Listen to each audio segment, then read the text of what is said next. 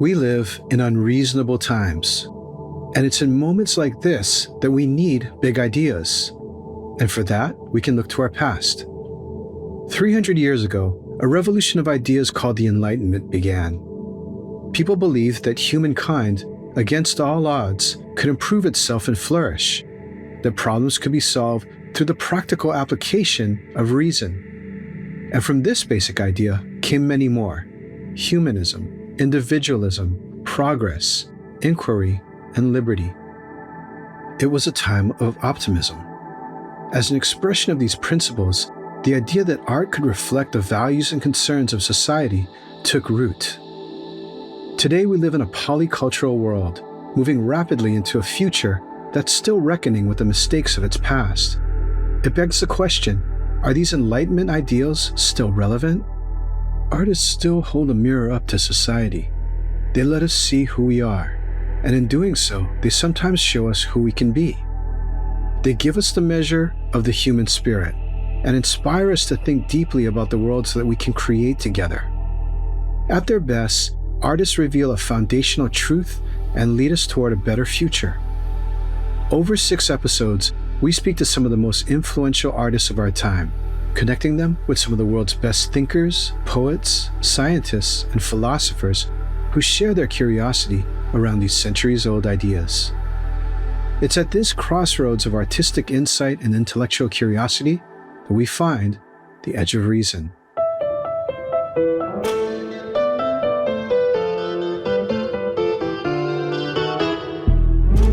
A new limited series podcast produced by Atlantic Rethink, the Atlantic's branded content studio, in partnership with Hauser and Wirth, a home to visionary, modern, and contemporary artists. Each week, we'll transcend the boundaries of time and thought, channeling the spirit of the Enlightenment to delve into the obsessions that underpin the work of some of today's leading artists. This week, we're speaking with Allison Katz, a Canadian-born London-based painter whose diverse images, from roosters and octopuses to landscapes and fanciful renderings of her own name, explore the often contradictory nature of identity, memory, and meaning. And also joining us today is Nuar Alsadir, psychoanalyst, poet, and author of the acclaimed poetry book Fourth Person Singular, as well as the 2022 book Animal Joy, a book of laughter and resuscitation, which explores the liberating possibilities of curiosity and humor. Allison, what role does reason play in your process? Is reason a limit or a boundary? Well, I think the act of painting is very reasonable in the sense that it is bounded by this rational thing called the frame. And the choices one makes before they even start painting are all very rational. You know, there's a scale, there's a size, there's the material, and there's the limit of the size. I don't really know how else to put it, but it seems to me it's a very rational frame in which to then touch and engage with the irrational. But it wouldn't be possible if it wasn't so bounded initially. And if it didn't operate on a sort of logic that, you know, you have these materials inside this space.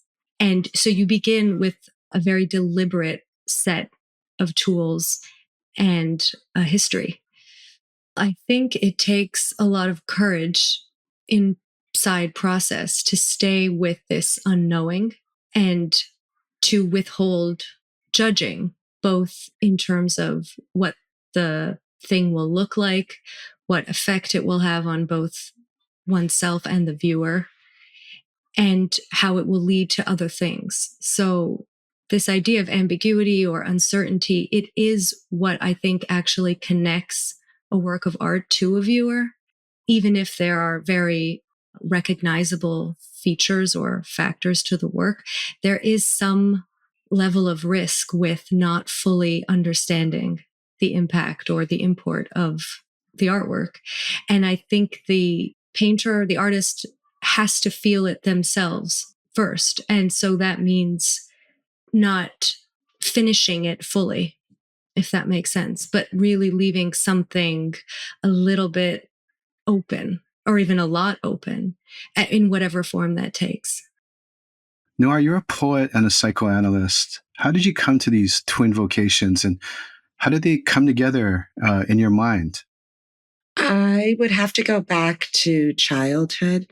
When I was young, I thought I had ESP because no one around me was talking about the things that I was perceiving and feeling. And I, of course, didn't. It was just that I didn't know how to understand what wasn't put into language or explained to me. And I found the arts really early. And in the arts, I played multiple instruments. I was a ballet dancer. I wrote poetry. I felt as though I was inside of a world that perceived and felt and thought the way I did.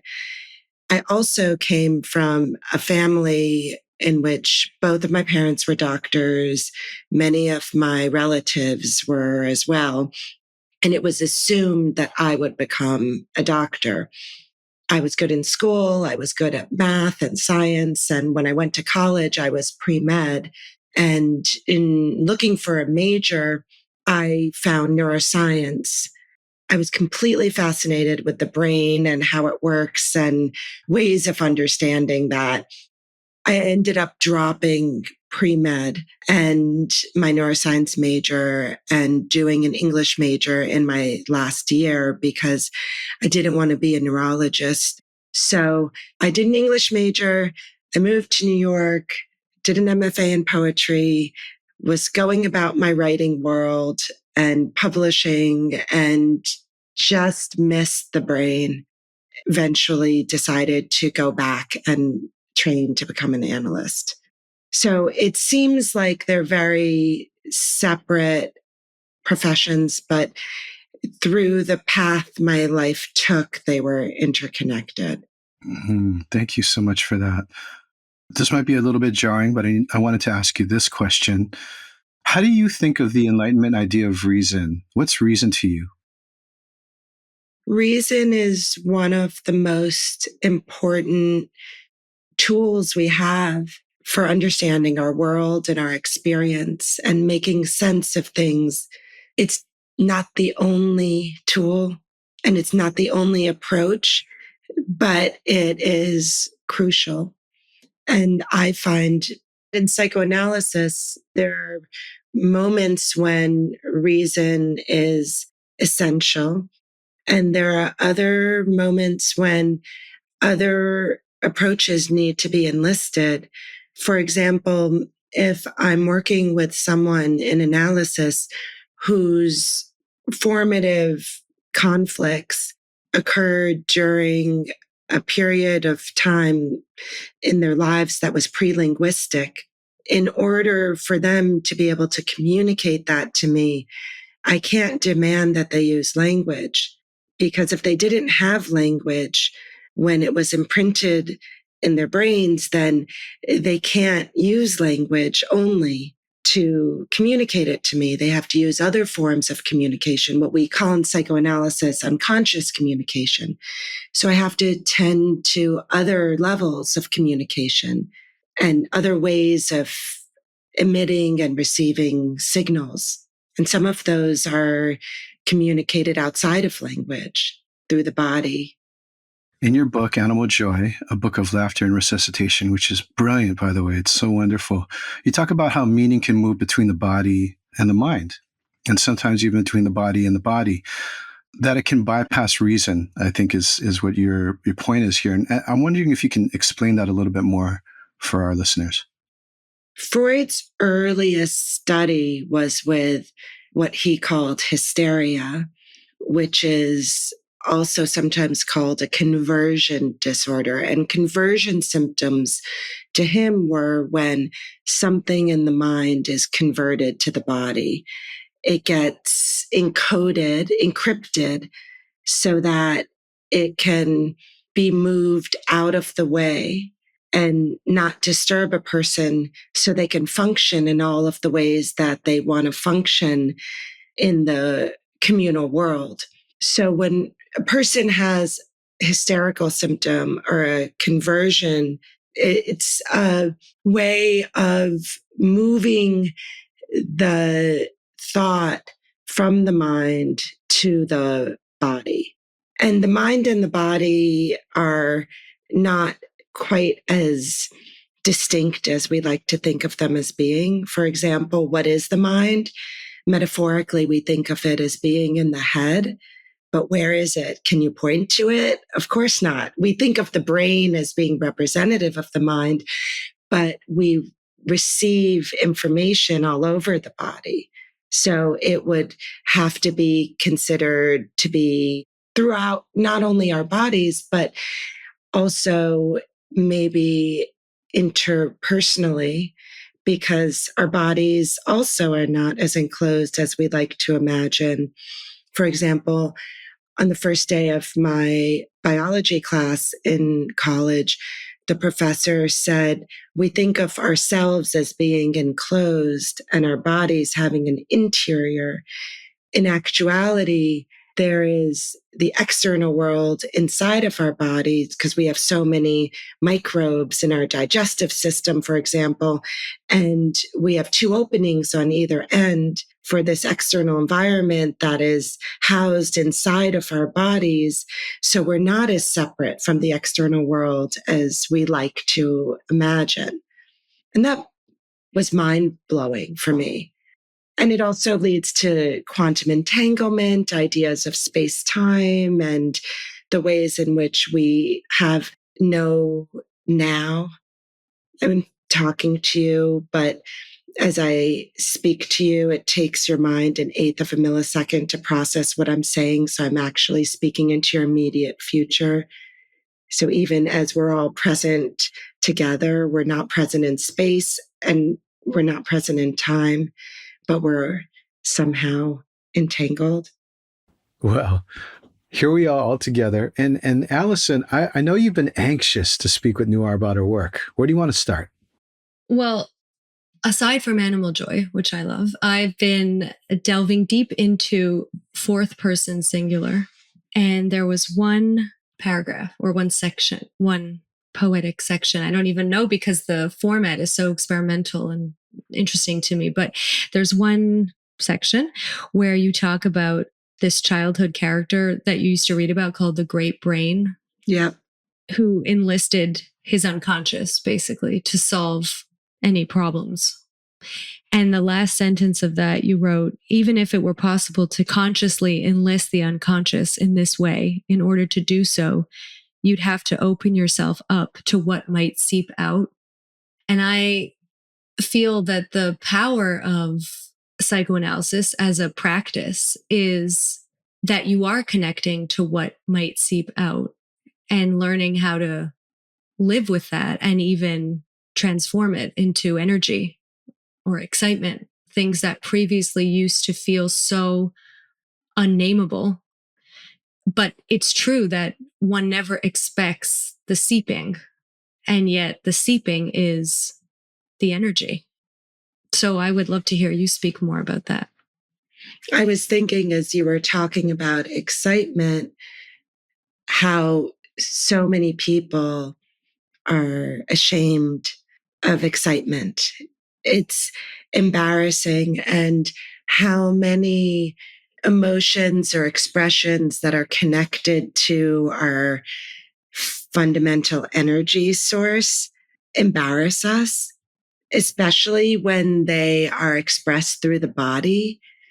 How detached we try to be from the body in order to be sophisticated, cultured, poised. And yet, if you're an artist, how essential it is to be able to tap into that power source in order to create, and how doing so in a way also pulls you further from everything that we're taught to value and project, the ways of being that will be rewarded for. You have to be willing to let what seeps out seep out.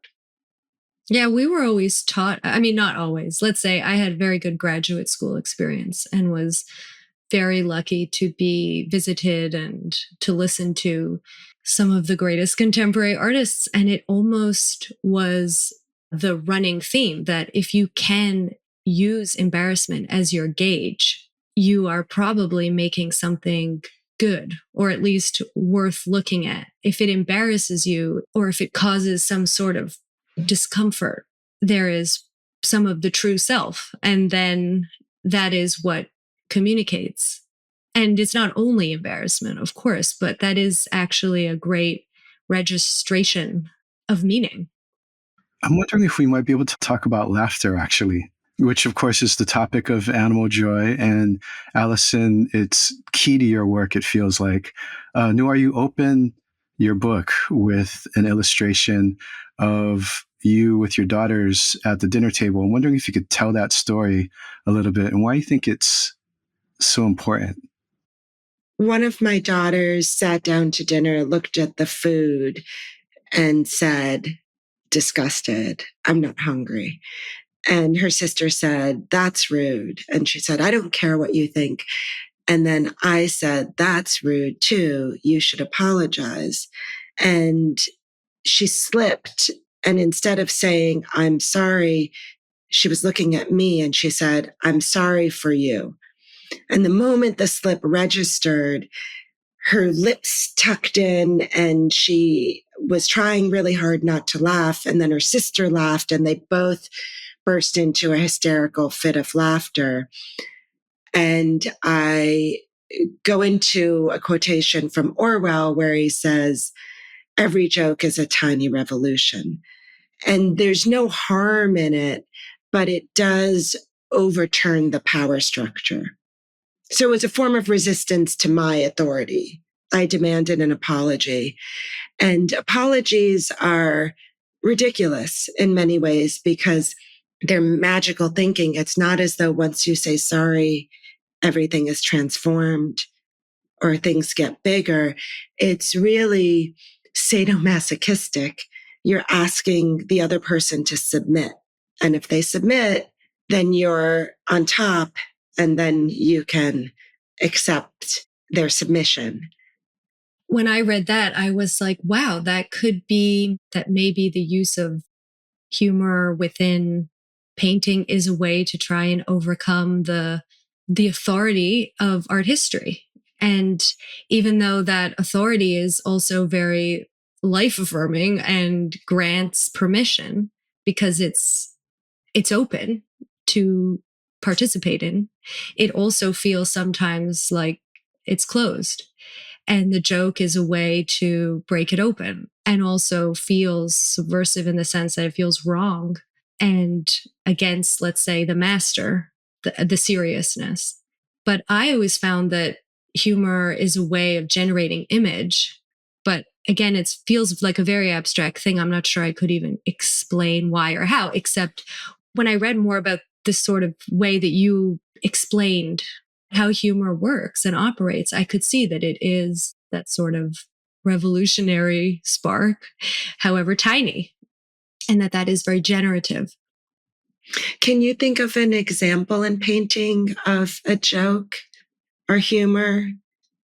Well, that painting that I made that shows a road and chicken and a cock effectively, they look like they're crossing the road. Well, there's a road and they're there. And I called the painting Don't Ask because ASK are my initials. But also, why did the chicken cross the road? And this why, I've been told by those who knew me as a child, and actually those who know me now, that I ask a lot of questions, that I can be relentless. Why? And so to me, this was also a joke about maybe there's no answer. There's no reason in this case, and actually, I think that, painting is the one place where, in a way, you don't ever have to justify why you're doing something. With poetry, it is similar. Why would you write poetry if you wanted to explain something? You would write in prose. poetry is outside of the sentence, but also the sentence of history and logic and reason. You're permitted to communicate and transmit meaning in whatever way you want. It's an area of freedom and free play. Yeah, especially how you use it, because I feel that you are kind of also often hinting at reasonable forms, like numbering something, but then you'll do numbers that are out of order. So there's at once a reference to the logic of numbering 1, 2, 3, but then if you go from 35 to 12, the logic is out of order. And Freud said there's no sense of time in the unconscious. So when you're in the unconscious, all of those modes of reason dissolve. And there's also no sense of time in the way that the unconscious exerts its force on our current lives. And yet it has such a strong hold on the way we think. And I think that as someone who has been in and out of analysis for close to 20 years now, it is a tool. It is one of the main forms of motivation, even excitement towards painting, for example. And something I just read that James Joyce said, imagination is memory. And I thought, well, that makes so much sense for the pursuit of a psychoanalytic relationship. To meet your memory, learn to visit it again from a different time in your life. It is really an overturning of this logic that can govern a lot of decisions and a lot of moves. And it also opens up memories that were previously almost locked away or inaccessible from a creative point of view, with the understanding that you will also have other things seep out. You know, it's not a process that you can control, but it certainly is, for me anyhow, one of the primary ways to understand creativity and memory. You know, that there are very few, let's say, activities for the true self to be accepted and to be developed. And I mean, painting or poetry in and of itself, you have to be able to find methods to sit with that discomfort, both in understanding your own motivation or your own drive, and to hold on through process, which can be very testing and surprising. I actually find that painting is not something that gets easier, and it's not something that becomes habitual. It actually is constantly calling for renewal and difference. And I guess I thought, oh, you get better, it's linear. And for sure, you learn more skills, but then you have to almost scramble how you use those skills. And that is not logical. It is not linear, right? So I think if it stays alive, there are so many artists and writers who, once they become successful, imitate themselves. And then they're creating the same kind of work, but it loses that aliveness that you achieve if you're constantly trying to renew. To go back to what you were saying about memory, also, it's thought that every time we recall a memory, we change it. And so the memories that we recall most frequently keep getting altered through the lens of the present in which they're being recalled. And what happens then is that the memory continues to change alongside a person's idea of themselves or the story of themselves that they have. So when you recover a memory that hasn't been recalled, it's often very surprising because it hasn't been evolving with your idea of yourself, but in being recalled, it's like a photograph from the past or a portal to the past as it was. And there's a newness, a freshness to it that can be destabilizing if you're invested in the idea of who you are. They say that the only perfect memory, true memory, is the memory in the mind of someone with amnesia because it's never recalled. It's in that vault. Does that resonate with the processes that you might have undertaken under any of your paintings? Can you give us maybe examples of what you might be hearing in Nuar's words here that resonate for your work? I mean, yeah, the thing that I immediately think of is how I can look at something for a long time, but not be ready to paint it.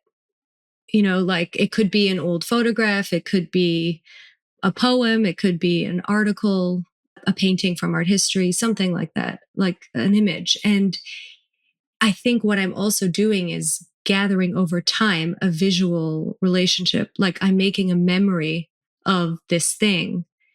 And it's almost as though if I have a sufficient memory bank of it, it starts to be something that isn't that exact thing. And it starts to be something that can be adapted and can become a conversation. But when I read this Joyce line, that imagination is memory, it made a lot of sense about a psychoanalytic bent, this feeling of why does it matter to interrogate, however gently, what one thinks one is made of. And I also think visual memory is a really powerful thing because, they've also done studies that people who have a very good memory can draw better because in fact, we are always recalling. And that really goes along to something I've believed, which is that, every brush mark is a quote. Every painting's been made. Every possible way of making something has been made, but we are in conversation with it and we bring to it a certain set of conditions that are unique. And that's how it progresses. It's circular and it sort of eats itself. And I also love that line, Noir, how Freud said, can I eat it? Or what is it again? Our first interaction. He says that the first thought is, I would like to eat it or I would like to spit it out. That's the initial way that we interact with the world. But that's also about taste, like the literal taste. I want it through my mouth and also my likes and my dislikes. And that's why I'm so fond of using that mouth frame, which is a quote of a woodcut by André Derain from 1943, because it's to say the frame of the body can never be not mentioned.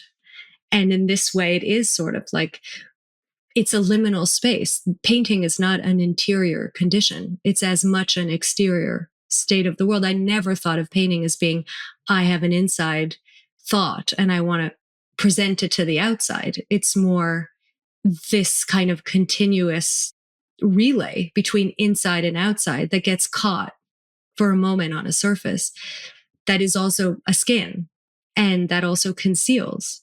This idea of the blank canvas is such a myth, such a fiction, because there's nothing ever blank. We aren't coming to things blank. And to me, that's painting's kind of great contribution. It's that it is always referential. It is always referring to something, even if the artist themselves doesn't even know. That's actually really powerful and really important. I'm thinking of the paintings that you made of cabbages. The different layers of cabbage, right, that you can peel off. Nuar, what's coming up for you as you're listening to Allison? I was curious, Allison, when you use the term ready, how do you know when you're ready? Yeah, that's a good one. I think a lot of that is actually related to being in the world. So things like an invitation to me are some of the greatest gifts the world can give to something dormant. You're invited, an exhibition invitation, meeting someone new, having to perform even in a conversation. This is when things come to the surface and announce themselves as ready. I think we like to think somehow that painting is always generated from within, from this sort of independent soul. But I feel very codependent. I think painting is very codependent in a healthy way on context. And that's also what makes it contemporary, because one doesn't have to set out to be contemporary so long as you are just conscious of the time you're living in. But that could even mean conscious of the person you're speaking to in that moment. Nuar, we're talking about artist performance, and for Animal Joy, you decided to enroll yourself in clown school. Yeah. And I'm wondering what came of that particular experience. What did you learn about the brain and about reason and about the subconscious in clown school? That's a great question.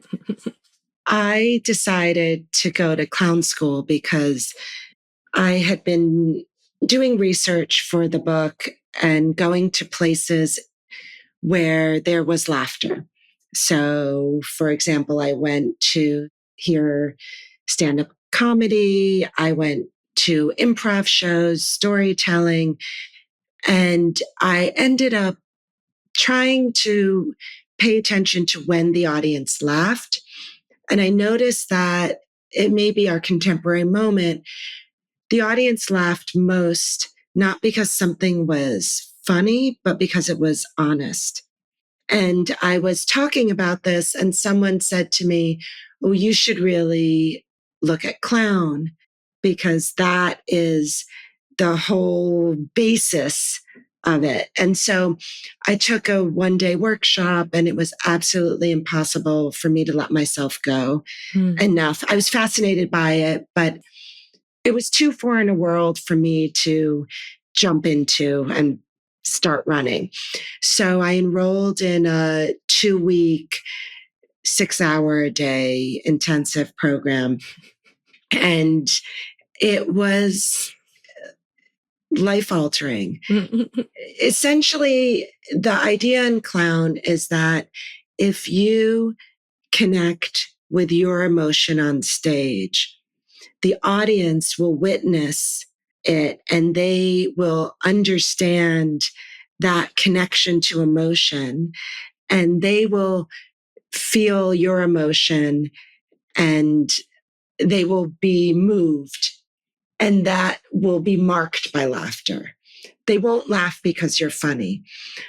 I later analyzed the way this might work in the mind, and what I think happens is mere networking systems operate in such a way that if I were to witness someone about to slip, I would feel that slipping feeling inside myself as though it were my own.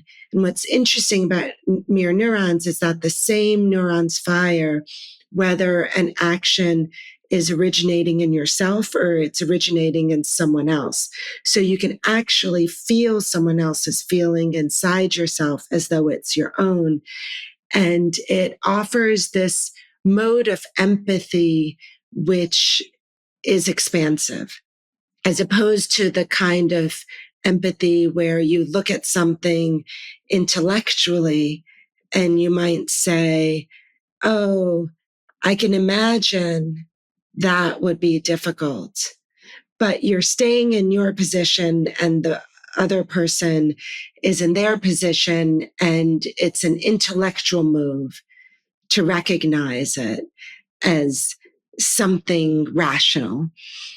And the other mode of empathy is one that Saidiya Hartman calls precarious, where someone puts themselves in someone else's shoes. If you put yourself in someone else's shoes, where do they go? Is it a form of colonization? Do you displace them? Does it have to be you in those shoes in order for it to be something you can identify with? It can be problematic for obvious reasons.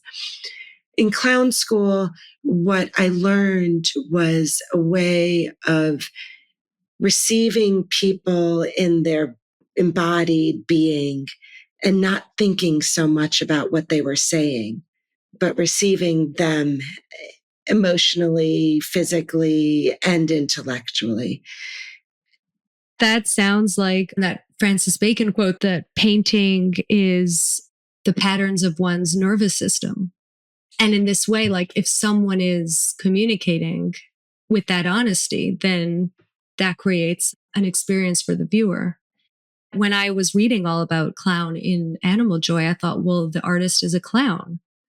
That's exactly what it is. And honesty can be embarrassing, back to that idea of the necessity of these sort of uncomfortable states. They're also the ones that allow communication to happen without language, or communication to also happen over huge gulfs of time. Why can I look at a painting from hundreds of years ago and feel that I'm feeling anything?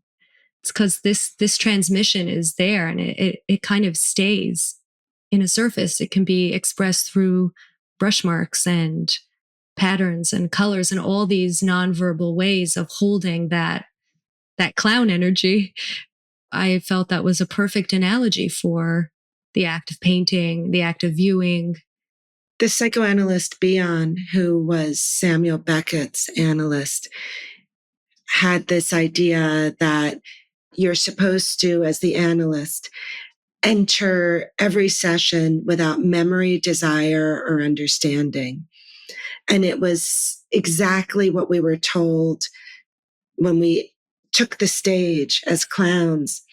We weren't supposed to use an idea we'd used in the past that worked, which would be memory. We weren't supposed to want to make the audience laugh, because if you want to make them laugh, you're bound to flop, which would be the desire. And we weren't supposed to begin with an idea, which would be the understanding. We're supposed to bring our full selves embodied onto the stage and see what impulse led us into the performance. Similarly, he had this concept he called beta elements. And beta elements are these raw emotional transmissions that pass between people. The example he used to illustrate it was of a mother and an infant. And again, it doesn't have to be gendered, but he did gender it. The infant doesn't have language and cries, and the mother understands the different cries and what they mean by taking the cries into her own body and feeling them inside herself and asking, what is that? What is that feeling? And then metabolizing it and putting it back out in symbolized form, which would be language. You're tired. And that process of metabolization is how an infant learns to think. They need this adjunct being to teach them how to metabolize the raw data that they receive from the universe. When it comes to art making, if you metabolize too much and you over edit and you clean up in writing the work so that it's processed like a piece of American cheese in plastic wrapping, then there's nothing that gets transmitted. There are no beta elements that reach the reader's body. Right. And without the hooks and snags, there will be no emissions that somehow miraculously continue to emit their force over centuries. Yeah. There's nothing for the reader to really pick up at that embodied level. And their minds will receive it, right, but they won't necessarily feel moved. Yeah. And part of being moved is the desire to make. When I'm looking in a way that I'm moved, I want to respond. And this idea of seeing things as a call and response is so moving to me, that conversations happen across time with strangers. No one is a stranger then. It's always this possibility for conversation. And conversation without language is also really interesting. when I look at something or read something that gives me space to think and write and respond, I think, wow, that's the gift of engaging with painting and poetry. And, when I was reading Animal Joy and Fourth Person Singular, I felt as though I was speaking to you, Nuar. I was receiving things on this way where I'm like, oh, that is, now I was more conscious to try and articulate, what is this? And it's the feeling that it's present. That makes me happy. And just to kind of maybe tie it back to our theme, where does reason stand within that set of levels that you want to take people to? Well, what's funny is sometimes the biggest enemy of painting is an idea. So when I have too much of an idea, I find that I really have to listen on how to let something else in, because an idea with all its reason and its logic can leave no room for the logic of painting, which works in tandem. But, you can't go in too strong with what you want to get out of it and what you want someone else to get out of it. And so the levels also have to be out of reach of the painter. Like there's that first level of, okay, well, I've got this idea, but then there's all the other ways that it has to go.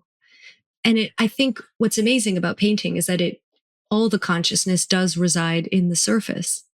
So it's another contradiction about depth and surface, because the surface is the site of the depth. And you have to trust in the surface to communicate all the levels, while at the same time, perhaps being very straightforward on one level, that it could just be, an image composed of pigments and inorganic material creating a representational scenario. And it's perfectly reasonable and all right for a viewer to stop there and still get a lot out of it. Sometimes people say to me, well, if I didn't know all this stuff or how you were thinking, or if I didn't know all these other references, I wouldn't get the painting. And I said, but you would. And also it's all right for painting to take time, meaning you don't have to ascertain and get everything all in the first glance. That would in fact be not ideal, because it's something that should accrue meaning over time. And being able to look at something over and over again is probably what I would prefer. A slow reveal is a deeper reveal. A painting could have the possibility of doing that or not. I think that's the risk you take with a surface, with keeping everything on one plane. So it's something that, it has an inexhaustibility to it, both on a desire level and on a possibility level, but it can also be very simple.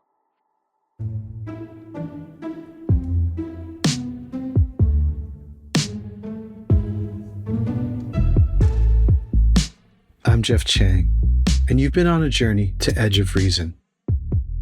If you've enjoyed what you've just heard, like and review on Apple Podcasts and help spread the word about our series to other listeners like you.